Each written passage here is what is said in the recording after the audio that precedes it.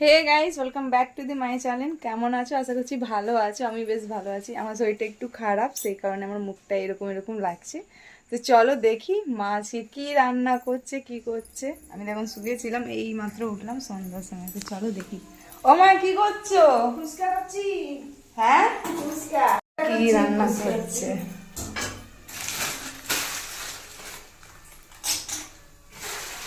কি বানাচ্ছো? ফুচকা এই যে দেখো, আলু মাখা আলু রাখা রয়েছে। আলু সেদ্ধ, ওর ভিতর জিরা, কি কি দিয়েছো? কি কি দিয়েছো? আবার বলো তো, কি কি দিয়েছো? জিরা, ধনের গুঁড়ো ভাজা, আর লঙ্কা, পেঁয়াজ কুচি, আলু। ঠিক আছে, তাহলে করে নাও।